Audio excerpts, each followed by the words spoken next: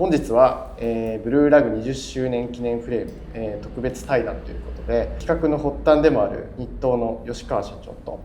フレーム制作いただく、レベルの松田博道さんにお越しいただきました。今日はお時間本当にありがとうございます。ありがとうございます。よろしくお願いいたします。よろしくお願いします。2人には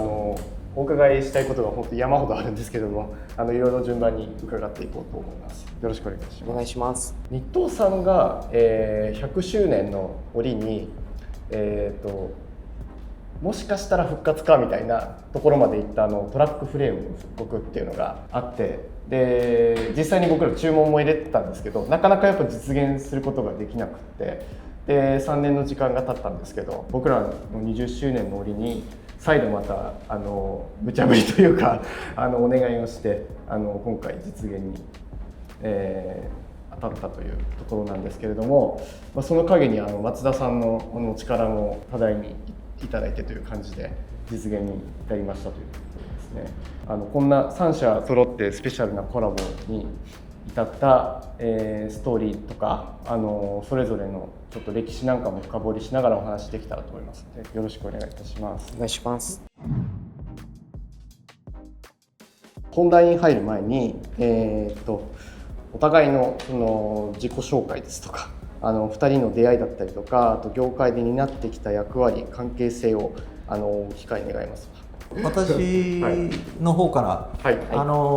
松田会長さんね、お父さんにあたるんですけど、40年以上前に初めてお会いして、その時はちょうどエアロのね、島野さんがエアロの部品を出して、それを東京でね、エアロってはこんなもんだというのを松田さんが荒川土手の下で自転車コースでね皆さんに説明した時、その時にお会いしたんですけども、会社としては私ども102年になるんで、先代のお店に、同じ荒川区に工場があって、荒川区で納めてたんですよね。でそれは軽会社なんですけど、松田会長はトラックのフレーム、メインになさってたんで、なんでエアロだろうと、いろんな新しいものに対して興味があるっていうことで、一緒に意気投合して、それからお付き合いしてて、私どもフレームその時やってませんし、で始めたのは1989年にアルミフレームで同じものを作るっていうことじゃなくて、アルミのオーダーのフレームを20年ぐらい、作ってました。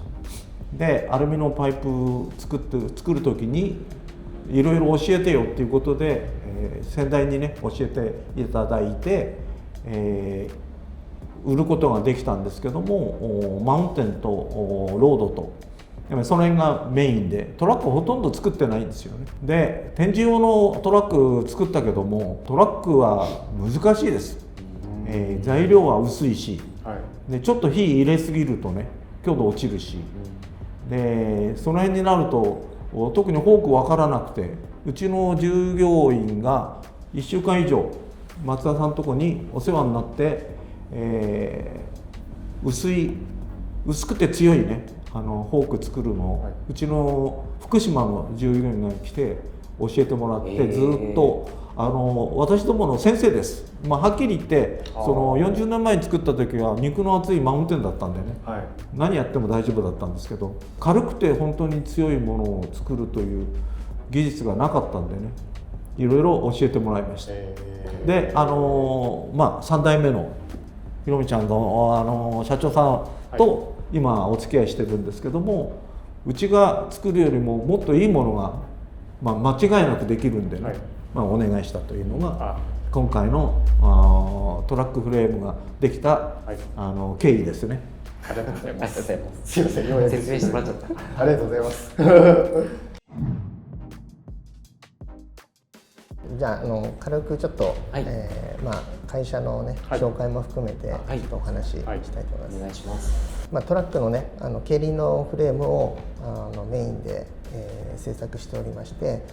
その登録名ブランド名がレベルということで、レベルっていう、その称号をね認識していただいている方は、いらっしゃると思うんですけれども、正式名称は株式会社マツダ自転車工場と申しまして、で今吉川社長にお話しいただいたように私が今3代目でやっておりまして、で、初代の祖父がですね山形の人間なんですけれども、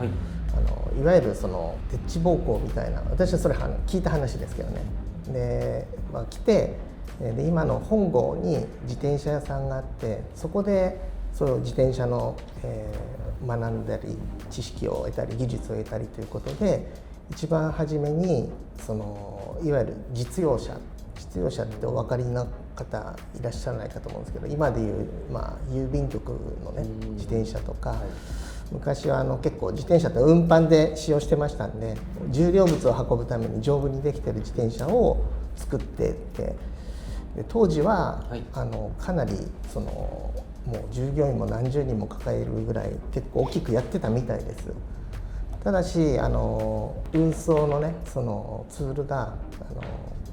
車だったりトラックだったりって変わられるようになって、そういう運搬用の自転車がなかなかねこう下火になってきて、でどうしようかっていうことで、私のその父がですね2代目が自転車っていうものオーダーメイドっていうのがねあるということで、当時晴海で自転車ショーっていうのがあって、そこで見に行って外国の自転車を見て、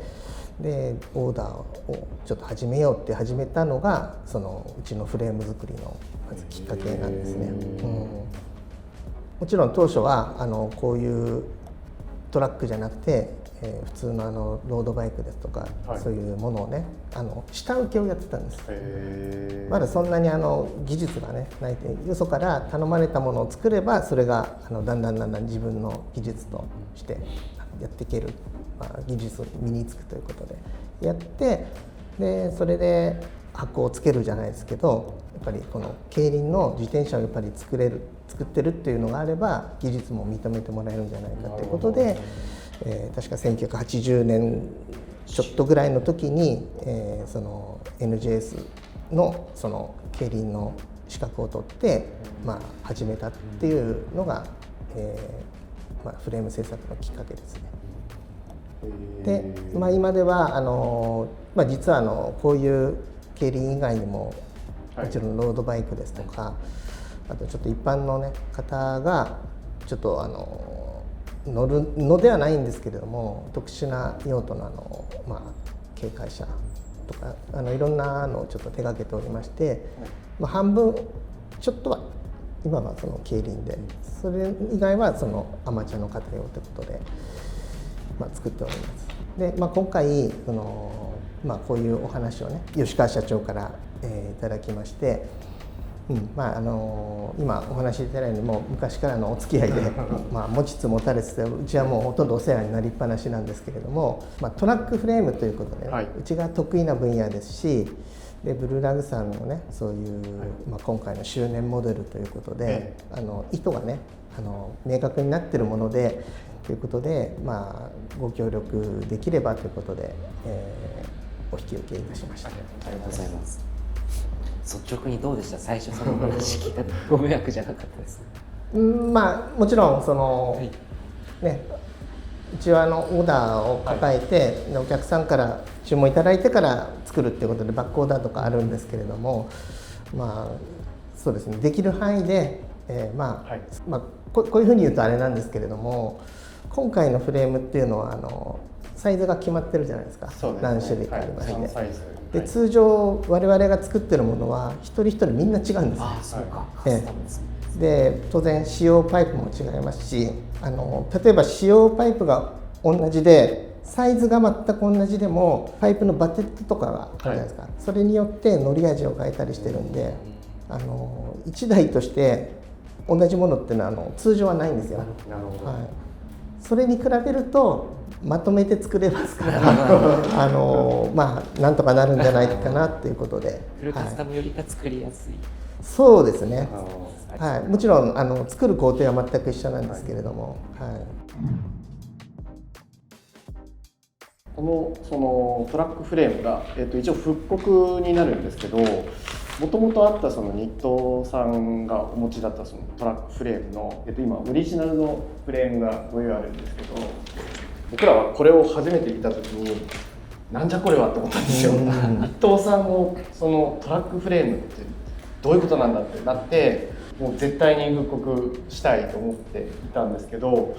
このトラックフレームのなんかストーリーというか、いつ頃できたものなのかとか、もし覚えていらっしゃったらでいいんですけど。15年ぐらい前ですかね、作ったのは。その時には、はい、フレームの仕事だけ50年間やってた人間がいて、はいはいはい、アルミのフレーム作るにしてもね、はい、誰かがリードしていかなきゃなんないんで、五十嵐っていう人間がいたんですけど、それが自分で作って、トラックをあんまり作ってないんだけども、黒森も面白いよっていうんで作ったんですけど、なんていうのかな、フィレットはトム・リッチが教えてくれた溶接棒を使ったらものすごく使いやすいんでね、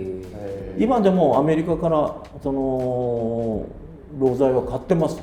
あ、そうなんですね。日本製とちょっと違うんでね、アルミのフレームもやめてしまったし、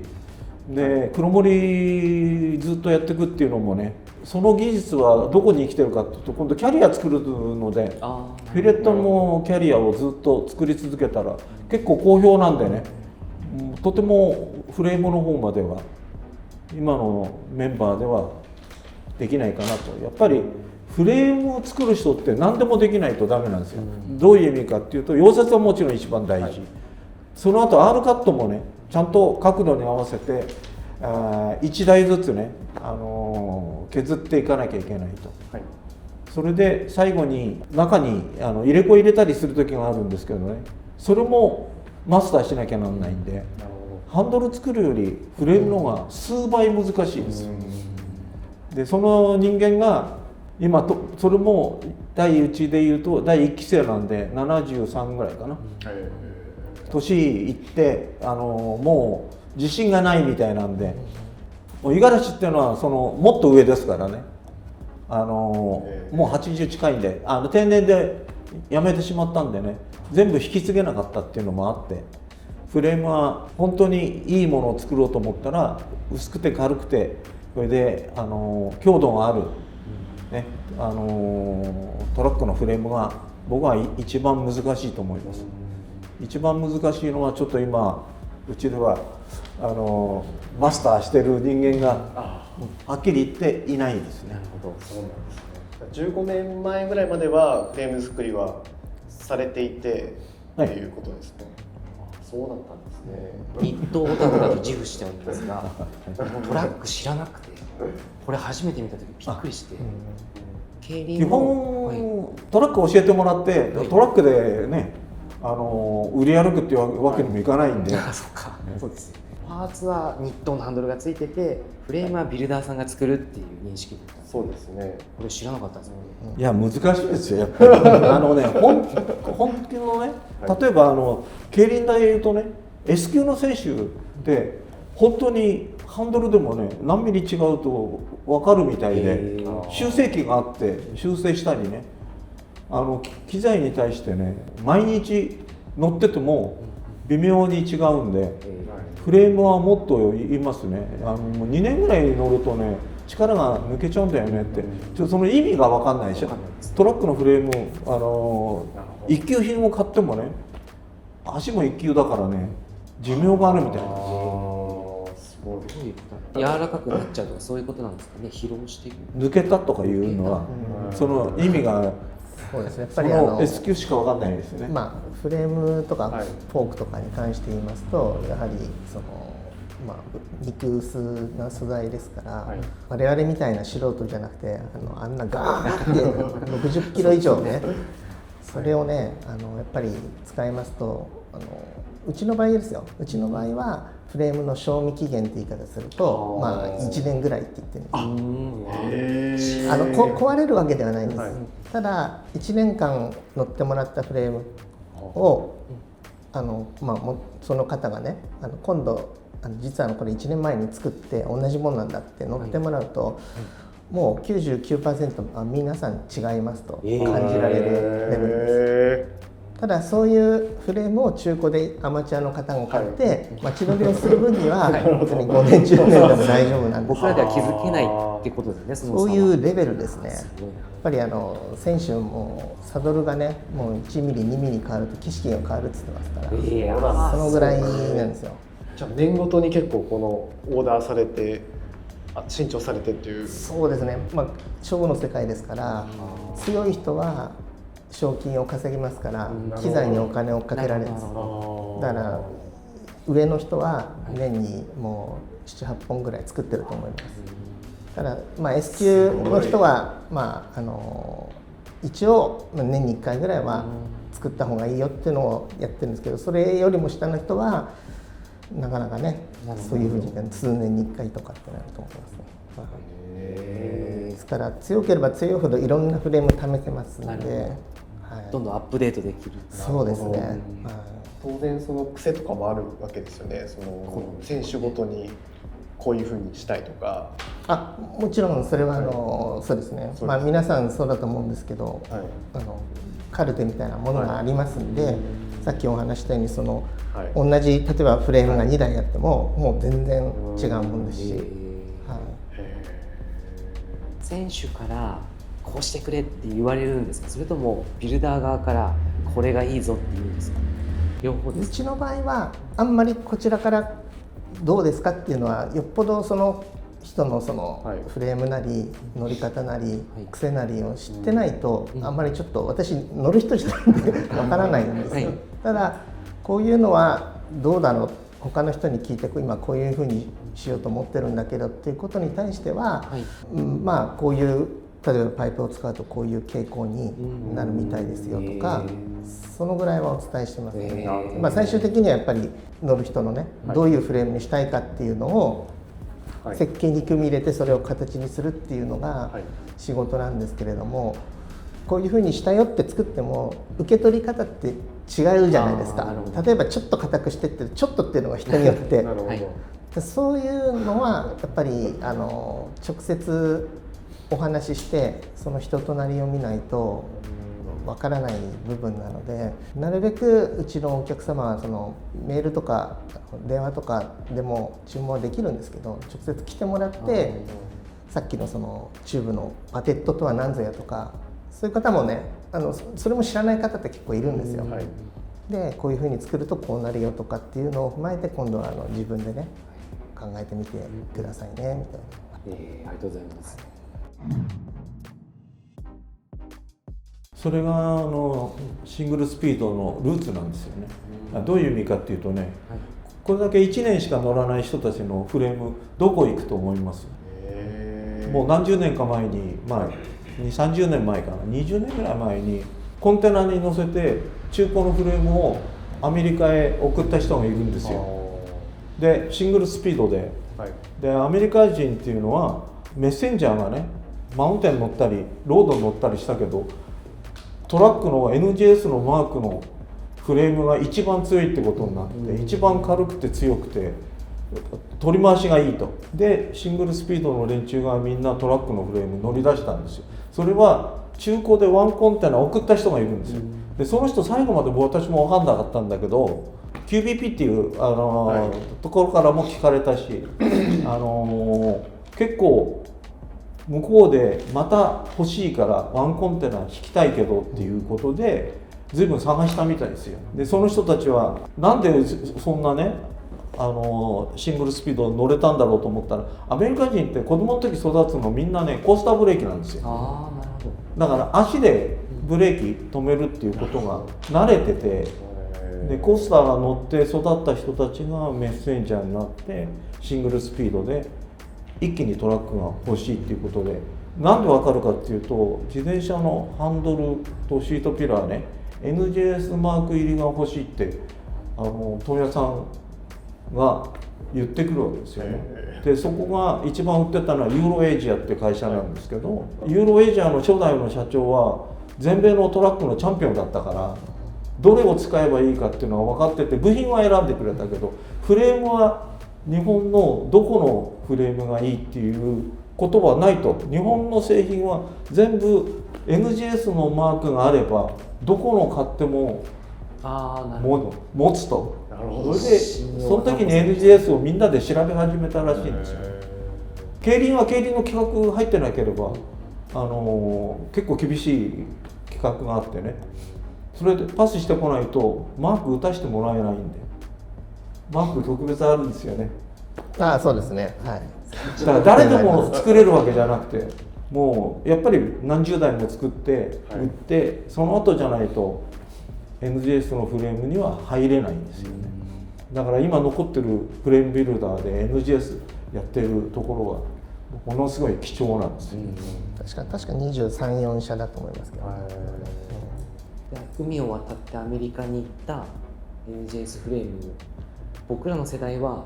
アメリカ人が乗ってる細くてギアがついてない自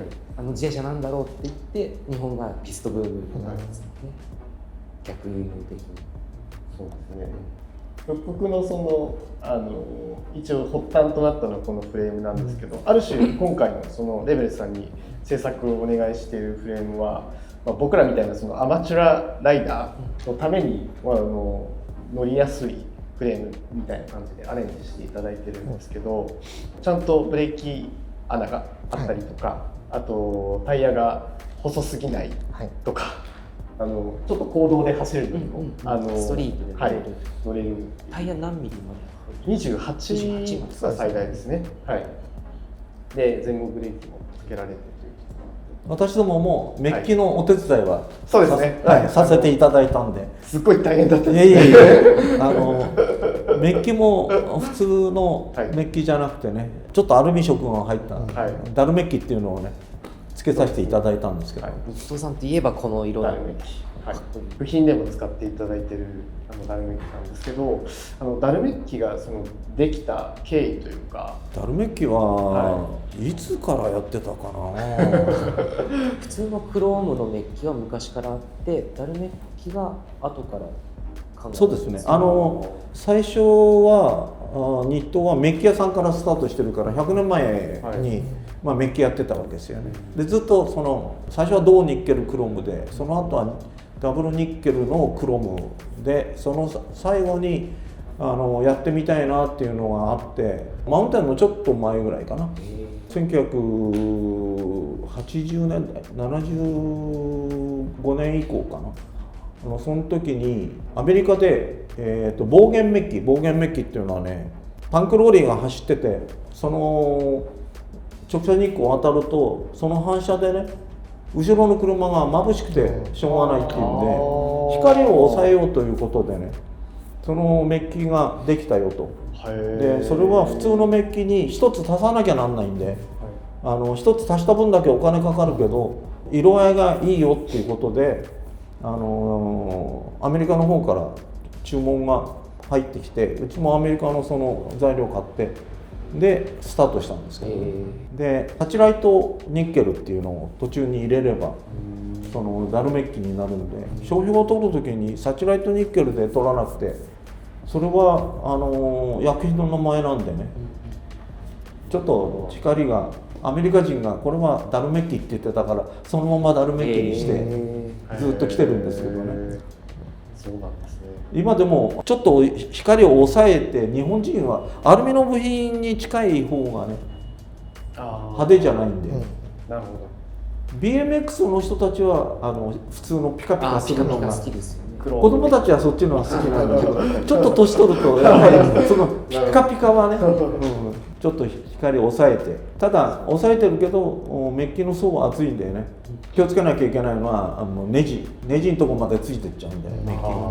それは気をつけてやってます。で今回このねこのトーンで、もちろん普通のCP メッキもできますけど、いやこれかっこいいですよね。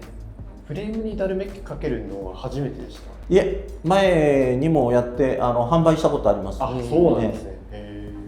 車種はマウンテンバイク。マウンテンバイクですね。マウンテンで。このフレームに黒森ステムで黒森ピラーで組んだらダルメッキファンたまんない、全部ダルメッキそうですね、のバイクオー組める。ルダルメッキになるんですね。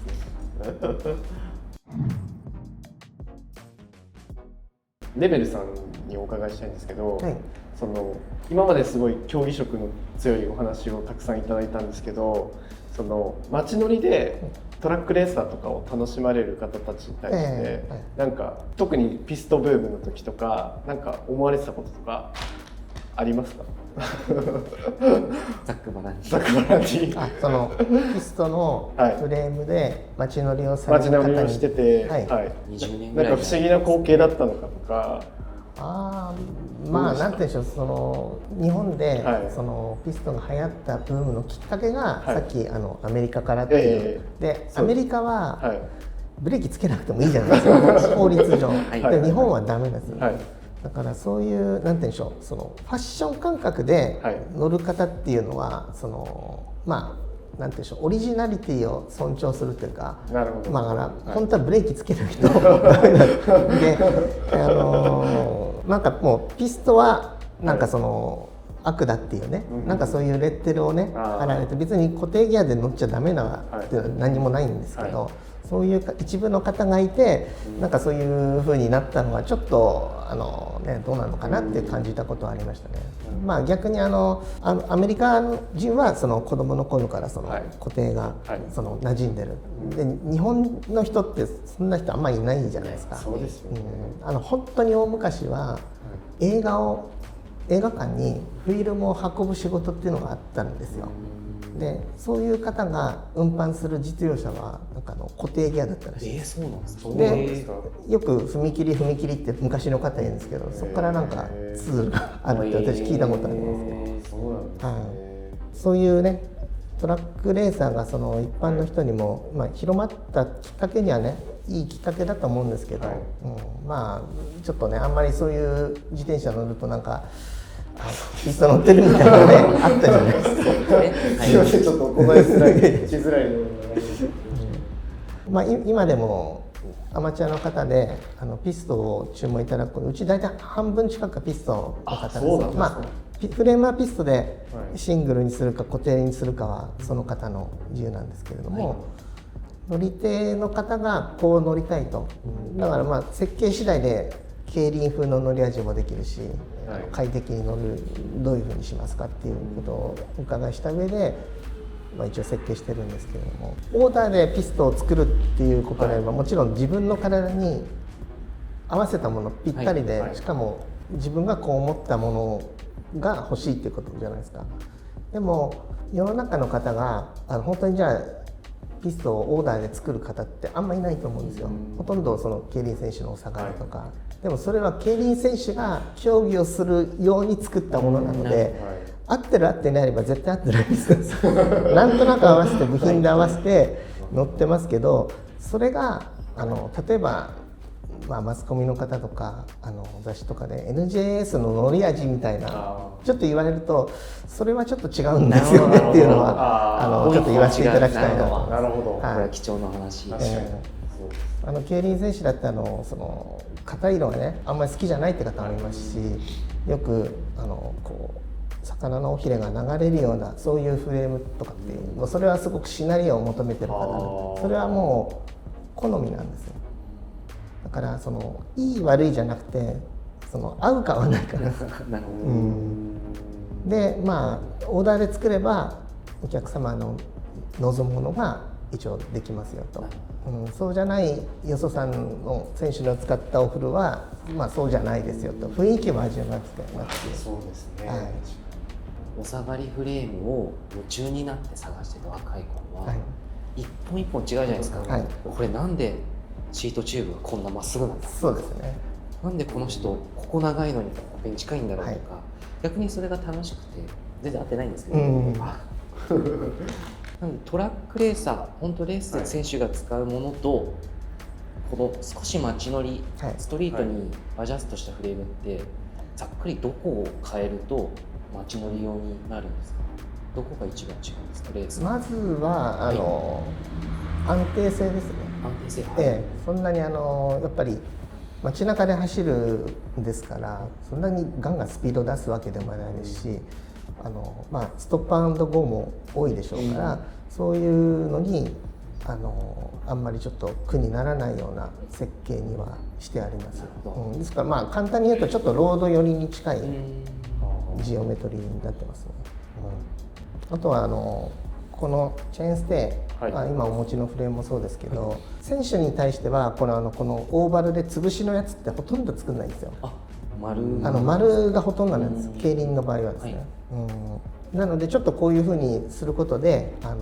若干ちょっとマイルとかといいますか、そういうのも考えてあります。なんか僕の先入観で潰しのオーバルの方が硬いって勝手に思ってたんですけど、そうじゃないんですか？こういう動きとこういう動きありますけど、確かにこういう動きはあれなんですけど、選手、何回も言いますけどその好みなんですけど、やっぱり潰すとこう動きやすいんですよ。それがかかりづらい、ダッシュがしづらかったりとか、その人に合わないんで、選手はバンクしか走んないじゃないですか。凸凹もないですし、だからそういうところで、そのコーナーのところでちょっと踏ん張りが効かないとか、流れるとか滑るとか、そういうのいろいろあるみたいですけれども、ほとんど競輪選手でこのオーバルの潰しのあんまりやらないですよ。うちの場合はですよ。良さは分かんないですけど、いろんな形がありますんで。いるにはいるんですか？中には好む方。いますよ。はい。面白いですね。そうですね。今回はそのフォークはね、なんか丸がよろしいというご要望いただきましたので、街乗りの方はあんまりブレーキつけますから、やっぱり普通の楕円オーバルフォークのが多いんですよ。それは確実にこうたわみを抑制してブレーキの効きがいいからってことですけど、丸でね、その雰囲気見た目っていうことであれば、あんまりスピード出さないんであればそこまで影響がないとは思うんですけど、かっこいいですよね、この形が。この先代から社長にこう受け継いだわけじゃないですか、野望と。その始めた頃の話とか、この先代から受け継いだ修行時代というか、なんかビルダーになり始めた頃の話とか聞きたいんですけど、おいくつぐらいからお話しますか？私がその松田自転車に入社したのは30ちょっと過ぎてからなんですよ。でそれまで全然違う仕事をねしてまして、営業みたいなことをやってたんですけれども、たまたまその前の会社にちょうど10年ぐらいいましてね、でちょっとその会社の業績がもうなんかこういうふうになってきて、雰囲気もあんまり良くなくなってきて、で、それまで一切その仕事の話を持ち込む人ではなかったんですよ、私の父会長がですね。でちょっとその手伝ってくれないかと初めてその時言われまして、でその時はまだ職人が 3,4 人いたんかな、で職人の集まりでいいものはできるけど、その作るだけでやっぱりその寡黙な人が多いんですよ、職人って。でやっぱりそのオーダーをする際にいろいろお客さんの要望とか聞き出したり、ちょっとお話ができる人がいないとちょっとなかなかね、いいものだけ作っても売れないから、そういう役目をねやってもらえないかと言われまして、で会社もちょっとそういうやもやした時期がありましたんで、ちょっといろいろ考えた結果、じゃあ入社するっていうことで、最初は全然もう本当私父がそういう仕事したのに全く自転車好きじゃなくて、全然自転車のことも分かんないですし、ただその自転車をやっぱりその扱うにあたって基本があるんですよ。それはママチャリなんです。軽快車です。軽快車ってこういうトラック、製図名じゃないですか。でさらに仕組みも軽快車の仕組みが分かって初めてこういう部品とかね、そういうのもう基本ですから、でそれをまず覚えなさいと。で修理ばっかりずっと3、4年やってまして、でだんだんパイプをカットしたりとか、その仕上げをしたりとかで、今に至るということなんですけれども、そうですね。最初。そうです。あとはうち隣に一般の自転車の修理の、メンテナンス販売もやってるんですけど、それはもうその当時